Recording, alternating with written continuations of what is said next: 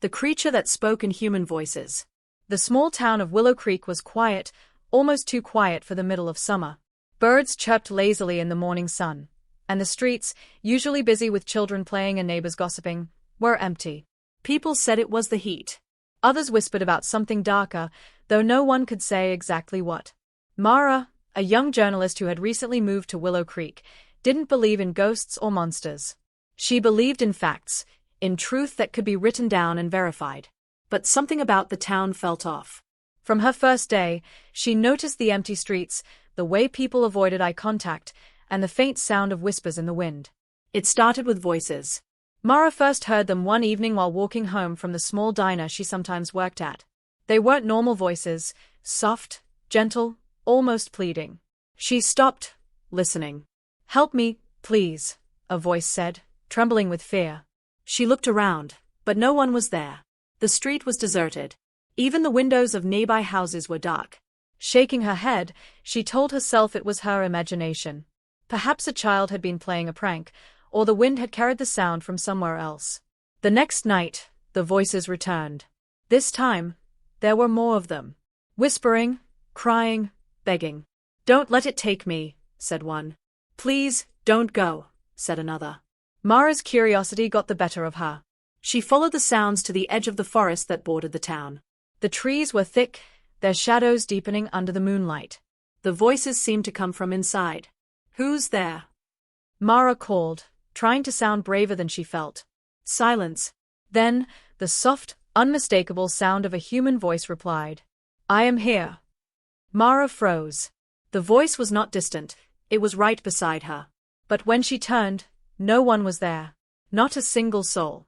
Over the next few days, she asked the townspeople about it. Almost everyone refused to answer, their eyes darting nervously. One old man, Mr. Calloway, finally spoke, his voice low and trembling. "Don't go near the forest after dark," he warned. It's listening." "Listening? Who is?" Mara pressed, her pen ready in her notebook. "The creature," he said. "It can take any voice at once. Any voice you trust. Any voice you love." Mara felt a chill. "Take a voice," she asked. "What do you mean?" He shook his head.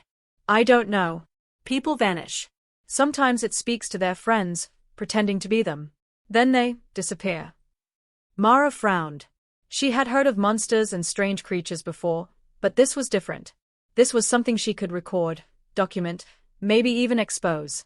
She decided she needed proof. That night, she returned to the forest. Armed with her recorder and flashlight, she walked along the narrow, winding path. The whispers started almost immediately. "Come closer. It's safe. Don't be afraid." Mara recognized one voice. It was her neighbor, a kind woman named Helen who had baked pies for her just last week. "Helen?" Mara called. "Yes, Mara. Over here," the voice replied. It sounded exactly like Helen. Mara's heart raced. She followed the voice to a small clearing. There was no Helen, only shadows twisting between the trees. The whispers grew louder, overlapping now, some soft, some urgent. Suddenly, the voices stopped. Silence. Then came a single, deep growl, not human, not animal, but something that seemed to vibrate through her bones. Mara's flashlight flickered. In the brief glow, she saw it. A shape, dark and enormous, moving just beyond the edge of the light. Its body seemed to shift, almost as if it were made of smoke or shadow.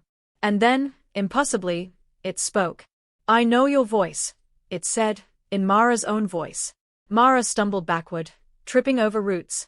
Her recorder fell, capturing the sound of her scream and the low, echoing laughter of the creature. It was gone by the time she looked up. Only the wind whispered through the trees, carrying faint echoes of voices that were never there. The next day, she tried to explain it. Her friends, even the local police, dismissed her story. "Sounds like stress or heat stroke," the sheriff said. "You're new here. You'll get used to it." But Mara knew what she had seen. She knew what she had heard. And deep down, she feared that the creature had noticed her too, that it had learned something about her. That night, the whispers came again. This time, they were inside her house. Not outside, not at the edge of the forest, but in her bedroom. "Don't turn around," said one voice. "Look at me," said another. Come to us. Mara grabbed her notebook, scribbling frantically. She didn't sleep. The voices never left. They spoke in every familiar tone she had ever known: friends, family, even herself. They were trying to trick her, to lure her out, to make her listen. She realized then what Mr. Calloway had meant. The creature didn't just mimic voices. It used them to manipulate, to deceive, to draw people in. It had been waiting, learning, feeding on trust and fear. And now, it was speaking to her. The next morning, Mara felt exhausted, as if she had run a marathon in her sleep. Her bedroom was a mess, books scattered, her recorder lying face down on the floor. She picked it up and hesitated before pressing play. The faint whispers replayed, mixed with the sound of her own panicked breathing. Her hands shook. Whoever, or whatever, was in the forest, it had learned how to use her fear. Every voice she recognized, every tone she trusted, it could imitate perfectly. Mara realized she couldn't ignore this. She had to understand it. She went to the library, a dusty old building at the center of town. The librarian, a thin woman with sharp eyes, looked at her like she had asked for a dangerous secret. I need information about strange occurrences in Willow Creek, Mara said. Disappearances, legends, anything unusual. The librarian hesitated. Then, in a low voice, you shouldn't be asking. It's been quiet for a long time. Let it stay quiet. Please, Mara insisted. I need to know. People are disappearing, and I heard voices in the forest. The librarian looked around nervously, then slid a thick, leather-bound book across the counter. The title was faded, Whispers of the Hollow. This is all I can give you, she whispered. The rest, you learn at your own risk. Mara opened the book carefully. The pages were brittle, filled with handwritten notes and strange sketches, twisted shapes of shadows, figures without faces, voices written in looping, chaotic script. One entry caught her eye. The creature learns your voice. It uses it to lure. The more it knows, the stronger it becomes. Once it speaks your voice, you are its prey. Her stomach turned. That's exactly what had been happening to her. The next section listed victims over decades, sometimes centuries. People who had gone into the forest, or even stayed in their homes, never to be seen again. Their last words, recorded by witnesses, were often voices calling them to safety, or whispering promises. The same strategy the creature had used on her. Mara realized she was dealing with something ancient, something intelligent and patient. It wasn't just a monster, it was a hunter. Determined to gather proof, Mara returned to the forest at night, recorder in hand, flashlight cutting through the darkness. This time, she didn't follow the voices. She waited. Minutes passed. Hours, it seemed. Then she heard the faintest sound, a child laughing. Mara's heart pounded. She trained the flashlight toward the sound, but it disappeared before she could see. The laughter came again, this time closer, then further away. Suddenly, she felt a brush of air against her cheek. Whipping around, she saw nothing. But the voices began again, overlapping, chaotic. They were imitating everyone she had ever known, her parents, her childhood friends, even herself as a child. Come find me, said her own voice. Mara's knees buckled. Her recorder caught every word, every whisper. She tried to run, but the forest seemed alive, reshaping itself to trap her. Branches twisted, roots snagged her feet. The voices whispered directions, leading her deeper. Then she saw it, just beyond the light. A dark, writhing figure. Its form shifted constantly, sometimes human, sometimes animal, sometimes nothing at all. It was beautiful and terrifying, like a shadow made solid. I know who you love, it said, in the voice of her closest friend. I can give them back to you. Mara felt tears in her eyes. She had to remind herself it wasn't real. It couldn't be. This thing was a liar. I won't follow you, she shouted. I won't listen. The creature laughed. The sound was layered, many voices at once. Then it spoke in Mara's own tone again. You already are. Mara ran blindly, stumbling through undergrowth, the whispers echoing around her. Eventually, she burst out of the trees into a clearing. The moonlight made the forest appear calm, almost serene. But she knew better. It was waiting. Always waiting. Back in town, Mara tried to warn people. But no one would listen. Many said she was imagining it, that she was new and scared. Others simply avoided her, eyes full of fear and pity. Even the sheriff shook his head. You need to leave it alone, he said. Some things we don't touch. Mara couldn't leave it alone. She had proof now, the recorder, the book from the library. She just needed to understand it. How did it choose its prey? Could it be stopped? Could she survive it? Late that night, the voices returned inside her house. They spoke in urgent, desperate tones, all trying to confuse her. Some were familiar, comforting. Others were cruel, mocking. Mara felt trapped. And then she noticed something new. One voice, faint and hesitant, spoke with her own hesitation. The creature was learning her fear, her doubt, even the way she thought.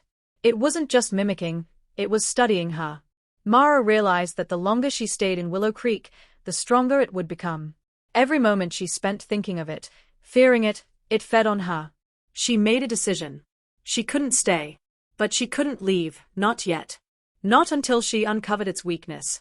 She packed supplies, notes, her recorder, and the book, preparing to return to the forest.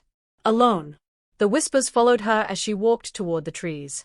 Some voices called her name lovingly, others screamed warnings, others begged her to stop. Mara tightened her grip on the flashlight. The creature was waiting. And this time, Mara planned to fight back. Mara's hands shook as she pushed open the rusted gate to the forest. Her flashlight illuminated the twisted trunks of trees, their branches reaching out like skeletal hands. Every sound, the crunch of leaves under her boots, the distant hoot of an owl, seemed amplified. The forest felt alive, as if it were watching her every step. She clutched the recorder tightly. She didn't know if it would help her, but she wanted proof. Evidence. Something to understand what she was up against. The voices began almost immediately. This time, they were more deliberate, more patient. Don't be afraid, Mara, said one, soft and pleading. We just want to help. Mara stopped and looked around. The voice was familiar, her mother's. Her mother had been gone for years, and yet here it was, clear as day, calling her name. I won't follow you, Mara said aloud. Just come closer, said another voice, her father's this time. We're waiting for you. Mara's chest tightened. The creature was no longer just imitating, it was exploiting her memories, the emotions tied to them. It knew what she loved, what she feared, and it used them as bait. She moved cautiously, trying to ignore the voices. But the forest seemed to twist around her. Paths she had walked before disappeared, replaced by thick underbrush and gnarled roots. The air grew colder, heavier. She could feel the creature's presence, a darkness behind every shadow. Then she heard it, a low, resonant growl, vibrating through the ground in her bones. She swung the flashlight toward it, and the beam caught a shifting shape, taller than a man, its body dark, fluid, almost liquid. I can be anyone, it said, its voice a chorus of familiar tones. I can be anyone you trust. Anyone you need. Just come closer. Mara tightened her grip on the flashlight and stepped back. I won't, she shouted, though her voice trembled. The creature laughed, a terrible, layered sound that made her stomach churn. Then it spoke in her own voice. You're scared, Mara. You always are. You can't hide from me. She stumbled backward, nearly tripping over a root. Her mind raced. How could she fight something that knew her better than she did? Something that could pretend to be anyone, even herself? She remembered the book from the library. The creature learns your voice. The more it knows, the stronger it becomes. Maybe she could use that against it. Maybe if she controlled her own voice, if she stayed calm, she could confuse it. Taking a deep breath, Mara pressed play on the recorder. The voices filled the forest, but she added something new, her own recorded voice, calling out in her normal, confident tone. The creature paused. The darkness flickered, shifting as if it was confused. Mara took a step forward. I know what you are, she said, her voice stronger now. I know what you want. I won't let you use me. The shadows twisted violently, and a cold wind swept through the trees. The creature's laughter echoed, mocking and sharp. You think you can resist me? I am everyone, and no one. I am all you fear. I am all you love. You cannot stop me.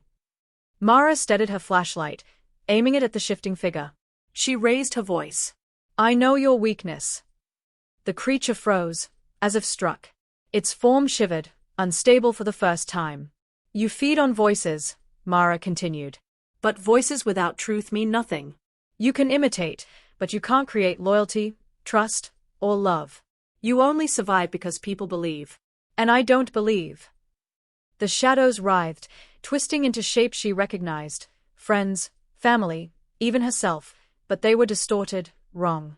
The creature's form pulsed, unstable, unable to maintain the illusion. For a moment, silence. Then a single voice, low and hesitant, escaped the darkness. You don't fear me. I fear you, Mara admitted. But I refuse to be tricked by lies. You need us to trust you. I won't. Not tonight. The creature recoiled, almost as if it were burning from the truth in her words. Then it let out a final, terrifying roar and vanished into the shadows. The forest went quiet, unnaturally so, as if holding its breath. Mara collapsed onto the forest floor, exhausted. Her heart raced, but she felt a flicker of hope. She had survived. She had faced it, and for the first time, it had fled. She didn't know if it would return, but she had learned something crucial. The creature was powerful, but it depended on belief, on trust, on fear.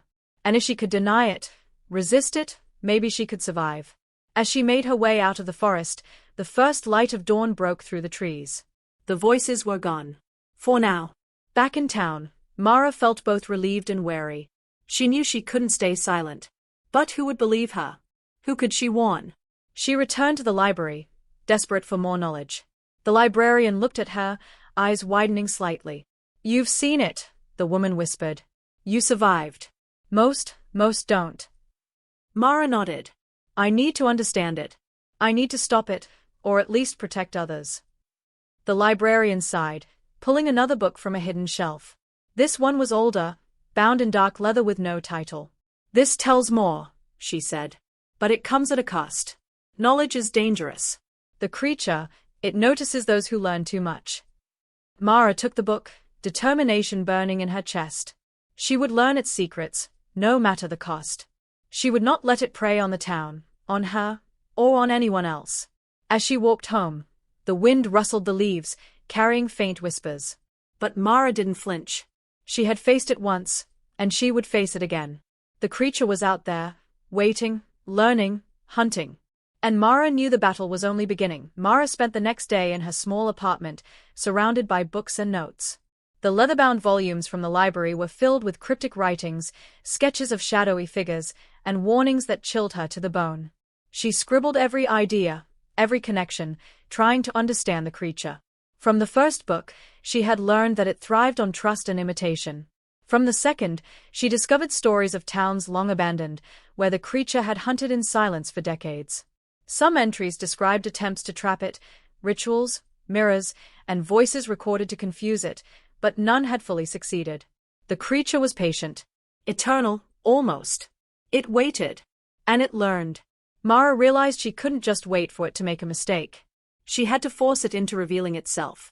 But to do that, she needed a plan. She started with her recorder, testing the creature's reactions. She played her own voice, speaking firmly, confidently. Then she added recordings of voices it had used before, friends, neighbors, even herself. At first, nothing happened. Then a whisper, "Why are you doing this, Mara?" It sounded like her own voice, but with a strange, hollow echo. "I'm not afraid," she said firmly, even though her hands were shaking. "I'm learning." "You will not trick me." The forest seemed to respond. Leaves rustled, shadows twisted, and for a moment, the air felt heavy, almost alive. The creature was aware of her. It was watching. She decided she needed to confront it directly. But she couldn't do it blindly.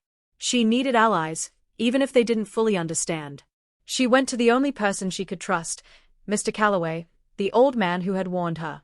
He listened carefully as she explained her plan. "You've learned its weakness," he said slowly. "It depends on belief, on trust. If you can resist, you can weaken it. But one mistake, one moment of doubt, and it will consume you." "I can do this," Mara said. "But I need your help." "I can't face it alone." Calloway hesitated, then nodded. "Very well. But we must be careful. It knows more than we do. It can speak as anyone." Anyone. That night, they returned to the forest together. Mara carried her recorder and notes, Calloway brought candles, herbs, and an old mirror, described in the book as a possible way to confuse the creature. The forest greeted them with silence at first. Too quiet. Mara's heart raced as she advanced slowly, flashlight sweeping over roots and branches. Then the voices began, soft and insistent, surrounding them. Come to us, we're waiting. Don't be afraid. Help me. They sounded like neighbors, friends, even family. Mara gripped Calloway's arm. Stay calm, he whispered. Do not respond. The creature appeared, a swirling mass of shadows, taller than any man. Its shape shifted constantly, sometimes human, sometimes something unrecognizable. It spoke in 100 voices at once, overlapping, confusing, trying to lure them into fear. I know your hearts, it said, in voices of loved ones. I can give you anyone you miss. Mara held up the recorder. We know your weakness, she shouted. You cannot create love or trust. You survive on lies. We will not believe you. The creature paused. Its form shivered, unstable. Then it lunged, rushing toward them like a living shadow. Mara pressed play on the recorder. Her own voice rang out, strong and unafraid, calling the creature by name. You are nothing without belief. The creature screamed, a horrifying, multi-layered sound that echoed through the trees. It recoiled from the light of the flashlight and the sound of Mara's voice. Shadows twisted violently around it, as if in pain. Calloway held up the mirror, reflecting the moonlight onto the creature. For a moment, it froze, its form fracturing into countless reflections. Mara realized they were hurting it.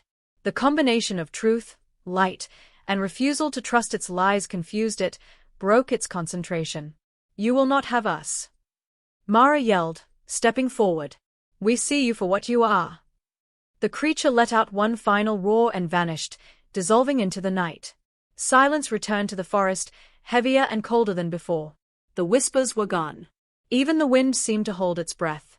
Mara and Calloway collapsed on the ground, exhausted but alive. They had survived the encounter. They had faced the creature and forced it back, at least temporarily. But Mara knew this was only the beginning. The creature would return, stronger, smarter, more cunning. It would not forget. And next time, it might not be so easy to trick. As dawn broke, painting the forest in pale gold, Mara felt a mixture of fear and determination. She had found its weakness, belief, trust, fear, but she had also seen its power. She would need more than courage to stop it. She would need a plan, knowledge, and allies willing to face the darkness with her. And most importantly, she would need to resist it herself. One lapse, one moment of doubt, could be fatal. The creature was still out there, hiding, waiting, learning. And Mara knew she had to be ready. Mara didn't sleep that night. Even in the safety of her apartment, the memory of the forest, the shifting shadows, and the creature's layered voices haunted her.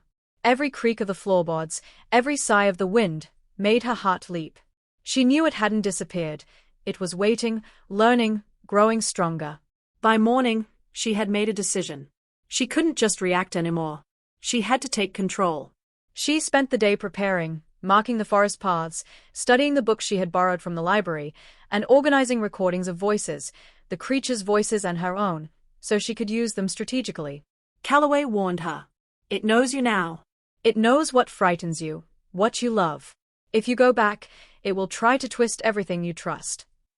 I know, Mara said, determination in her eyes.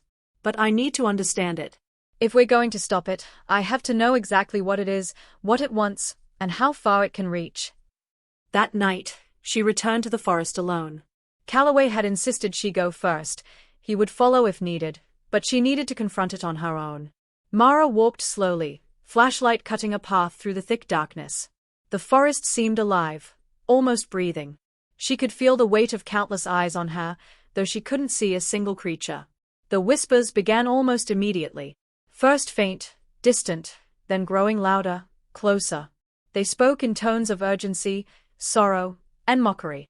Come to us, we miss you. Don't be afraid, Mara. Help me.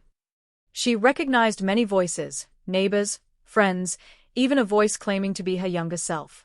Her stomach churned, but she pressed forward, holding the recorder tightly. I won't follow, she shouted. I know you're lying. The shadows shifted, swirling into vague humanoid forms. The creature appeared, larger and darker than before, its form flickering and pulsing like smoke. "You think you can resist me," it said, in 1,000 voices at once. "I know your heart. I know your fears. I know your memories. You cannot escape me." Mara took a deep breath. "I don't trust you," she said firmly, pressing play on the recorder. Her own voice rang out, calm and confident, layered over the creature's own echoes. The forest seemed to shiver. For the first time, she noticed something. The creature hesitated, its shape wavering. It struggled to maintain its illusion, the voices overlapping and distorting. Mara realized it could not mimic confidence. Fear and trust were its tools, but confidence, certainty, and knowledge could weaken it. She spoke again, louder this time. "You only exist because people believe in you." "I don't. "I see you for what you are." The creature recoiled, shrieking in voices that were not human, a sound that made the very air tremble. Shadows twisted violently around it, then shot outward, scattering through the trees like smoke caught in wind.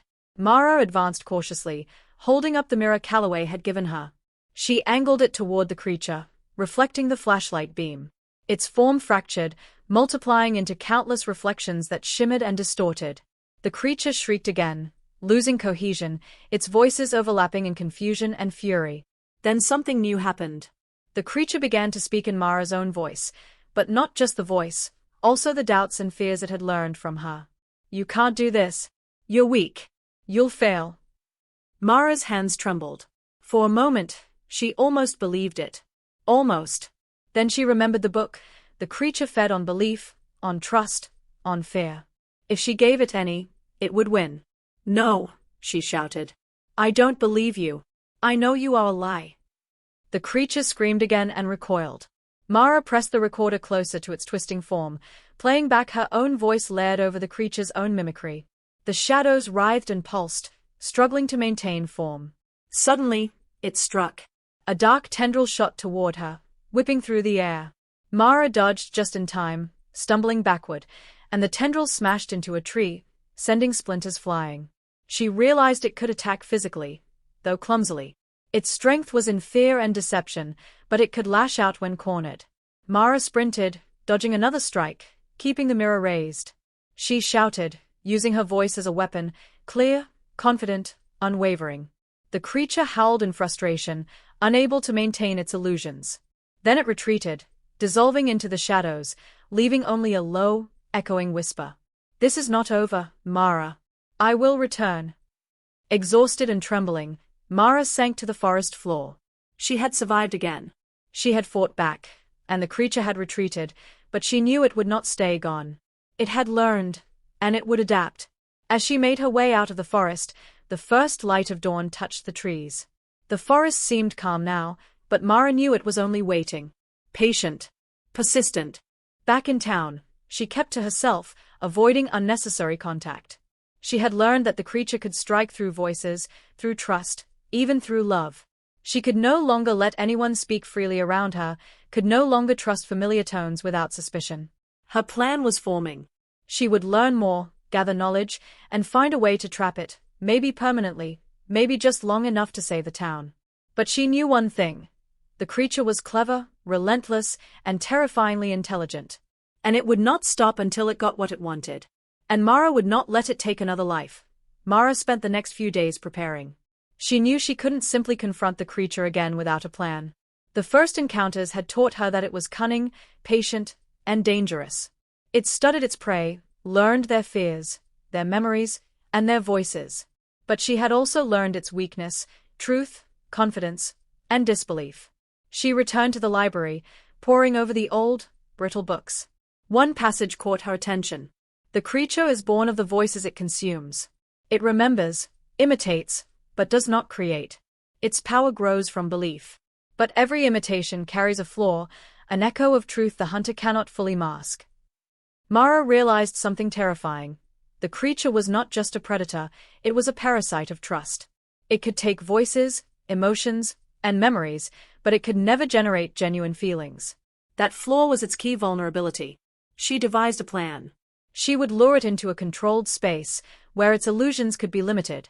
She would use mirrors and recordings, layering her own voice over the voices it tried to mimic. She would stay calm, confident, and refuse to believe any of its lies. That night, she returned to the forest. This time, she was fully prepared. The recorder was loaded with layers of her voice, the mirror positioned in her hand, and small candles lined a circle around a clearing she had chosen as her trap. The forest was quiet at first. Too quiet. Mara stepped into the clearing, her flashlight sweeping the dark edges. Then the whispers began. Soft at first, coaxing, familiar. Mara, come closer. It's safe. We miss you. Voices of friends, neighbors, even herself as a child. Mara's stomach churned, but she didn't flinch. She repeated her mantra. I do not believe. I will not trust. I see you for what you are. The creature appeared, larger and more terrifying than before, its form constantly shifting. Shadows swirled, stretching into multiple versions of human figures. Its voices overlapped in confusion, some pleading, some mocking, some imitating Mara herself. You think you can trap me, it said, a chorus of voices echoing in the forest. I am all voices. I am all fear. You cannot escape me. Mara raised the mirror, reflecting the flashlight across the clearing. The shadows fractured, scattering, as if they were trying to hold together but failing. She pressed play on the recorder, letting her own layered voice fill the clearing. You survive because people believe in you. But I do not. I see your lies. I see your shadows. You are nothing without us. The creature shrieked, a terrifying sound that combined all the voices it had stolen. Dark tendrils shot outward, striking at the candles, breaking some. But Mara held her ground. She repeated her mantra aloud, her voice steady and unwavering. For the first time, the creature hesitated, not out of fear, but confusion. It had learned to mimic, to manipulate, to prey on belief. But it could not mimic certainty, nor resist being reflected back to itself. Mara noticed something else. When a voice it tried to mimic was layered over her own recordings, it faltered. Its imitations became imperfect, distorted, unstable. She realized she could overwhelm it, force it to fracture, by filling the clearing with voices it could not control. Your strength comes from our fear, Mara shouted. But I will not fear you. I will not believe you. You have no power here. The creature screamed, its form writhing violently. For a moment, it seemed as if it would escape. Then it attacked. Dark shadows lunged at Mara, tendrils striking from all directions. She dodged, swinging the mirror to reflect light across the largest tendrils. The recorder played again, her voice layered over every mimicry it tried. The creature faltered, twisted, and finally, with a deafening roar, collapsed into a mass of writhing shadows. It didn't vanish completely. It recoiled, disintegrating into fragments that scattered into the dark trees. Mara collapsed to her knees, gasping for breath. The clearing was quiet, still. The whispers had faded. For now, she had forced it back, weakened it. But the books had warned her. Creatures like this did not disappear easily. They were patient, eternal, waiting for the right moment to return.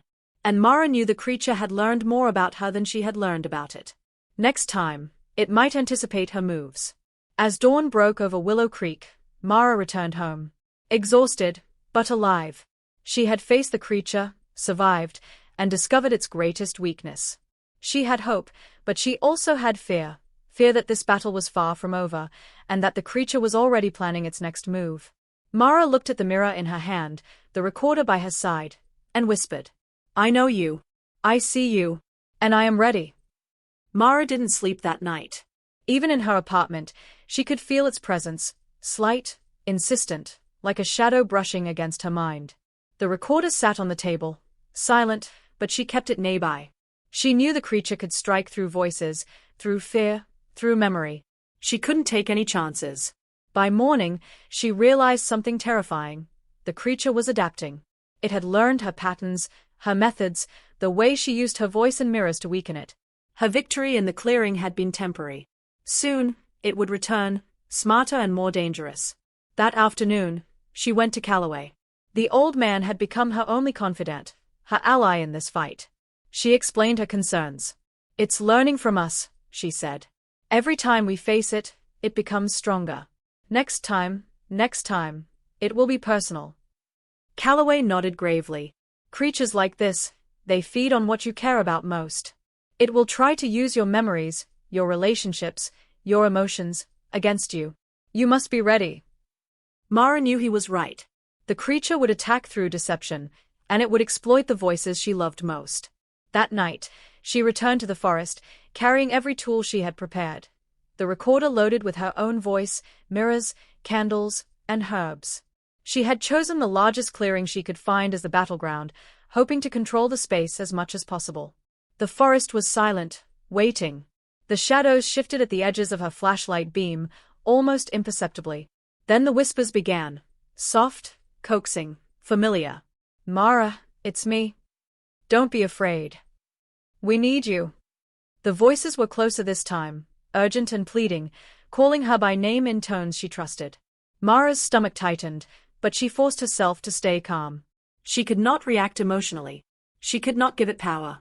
Suddenly, the shadows coalesced into a figure, tall, dark, shifting like liquid smoke. Its form flickered constantly, sometimes human, sometimes animal, sometimes grotesque. It began to speak, using 100 voices at once, overlapping, layering, twisting into her own memories. I know who you love, Mara, it said, in the voice of her childhood friend. I can bring them back to you. Just come closer. Mara's hand shook, but she forced herself to raise the recorder and press play. Her voice echoed through the clearing, strong, steady, layered over the creature's mimicry. You are nothing, she shouted. You are lies and shadows. I do not fear you. I do not trust you. I see you for what you are. The creature shrieked, a terrible, multi-layered roar that made the ground tremble. Dark tendrils shot outward, striking at her, knocking over candles, tearing at the leaves. But Mara held her ground, keeping the mirrors angled to reflect the flashlight and the scattered candlelight across the shadows. The creature's form twisted violently, fracturing under the layers of her voice. It tried to mimic, tried to confuse, but each time, Mara's recordings countered it, reinforcing her confidence. Then, the creature did something new. It reached into her mind, projecting visions of people she cared about, friends and neighbors, trapped, screaming, begging her to come closer. Mara's heart threatened to break. This was the first time the creature had attacked her emotionally, directly targeting her fear and love. No, she screamed, tears in her eyes. You cannot fool me. I will not believe you. Her voice rang through the clearing, amplified by the recorder. The mirrors reflected the flashlight across the creature's form. Shadows fractured, splintering like glass. The visions of trapped friends collapsed into nothingness. For a moment, silence. Then the creature shrieked again, loud and furious, as if her defiance burned it from the inside. Its form twisted and recoiled, shooting tendrils that slammed into trees, breaking branches, sending splinters flying. Mara advanced carefully, her voice unwavering. Your power comes from fear and trust. I give you neither. You are weak, and I am strong. The creature roared, lashing out one final time. Then, slowly, violently, it disintegrated, collapsing into shadows that scattered through the trees. The whispers faded. The forest was silent. Exhausted, Mara sank to her knees. She had done it. She had faced the creature in its most personal attack and survived. She had resisted the manipulation of voices, memories, and fear. For now, she had won. But as she looked around the silent clearing, she realized something chilling. The creature had not been destroyed. It had retreated, learning from this encounter. Next time, it would be smarter, more cunning. It would remember her strategies, her confidence, and try to outmaneuver her. Mara rose, shaky but resolute. She knew she couldn't fight it alone forever. She would need allies, knowledge, and preparation. But she also knew this: she had faced it, and she had survived. She had learned that truth, courage, and refusal to trust its lies were weapons. And those weapons would be her shield in the battles yet to come. As dawn broke over the forest, Mara walked home, exhausted but determined. The creature's whispers had vanished for now, but she could feel its presence lurking, patient and waiting. And she knew, with certainty, that the fight was far from over. The days after the last encounter passed in a tense blur. Mara barely left her apartment, constantly reviewing her notes, recordings, and the old books she had borrowed from the library. She had survived the creature's attacks multiple times, but she knew it was learning from her every move. One misstep, One flicker of doubt, and it could strike again, stronger and more relentless. She met with Calloway to finalize a plan. They would confront the creature in a controlled space, a clearing in the forest they had chosen carefully, one surrounded by open areas with no hiding places. Candles, mirrors, and recordings would be their weapons. This time, there would be no hesitation, no reaction to its tricks. The creature would face certainty and truth. Night fell. Mara's heart pounded as she stepped into the clearing. Calloway was already there, placing candles in a circle, mirrors angled carefully, and herbs scattered at the edges. The forest was silent, almost unnaturally so. Then, the whispers began. Faint at first, then louder, more insistent, calling Mara by name in voices she trusted. "Come closer, it's safe. Mara, help us. Don't ignore me." Her stomach tightened, but Mara took a deep breath. "I do not trust you. I will not fear you. I see you for what you are." The creature emerged from the shadows, larger and more terrifying than ever. Its form flickered and shifted, a mass of darkness twisting into human shapes. Its voices overlapped, echoing all the people Mara had ever known, layering over her own memories and fears. "I know your heart," it said in a chorus of familiar tones. "I know your fear. I know your love. You cannot escape me." Mara held up the recorder, pressing play. Her own voice filled the clearing, calm, confident, layered over the creature's mimicry. Mirrors reflected the flashlight and candlelight across its shifting form. "You are nothing without belief," she shouted. "I do not fear you. I do not trust you. You cannot control me." The creature shrieked, lashing out with dark tendrils. Mara dodged, holding the mirrors steady, letting her layered voice and the reflected light fracture its form. Its illusions twisted and collapsed, struggling to maintain cohesion. "You think your courage can defeat me," it hissed, using her own voice to mock her. "You cannot resist yourself, your doubts." Mara's knees shook, but she stood firm. "I do not doubt. I do not believe your lies. Your power is nothing. You exist only because people fear and trust you." "I give you neither." The creature convulsed, its form splintering under the combined force of truth, confidence, and reflected light. It shrieked again, a horrible sound that filled the clearing with echoes of voices and shadows, and then, slowly, it began to dissolve. For a moment, it seemed to resist, clawing at reality itself. But the mirrors reflected its own form. The recorder played its mimicry layered with Mara's unwavering voice, and the candles cast steady light across the clearing.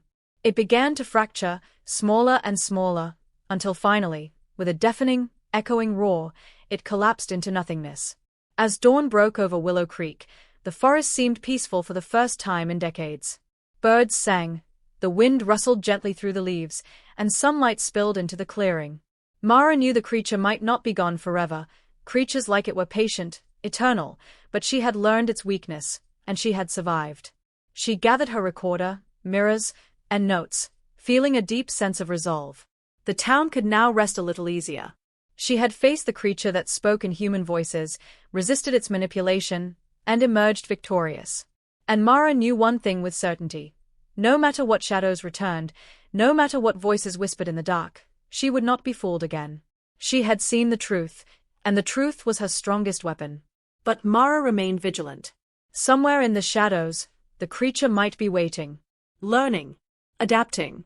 But she would be ready, and she would never let it take another life.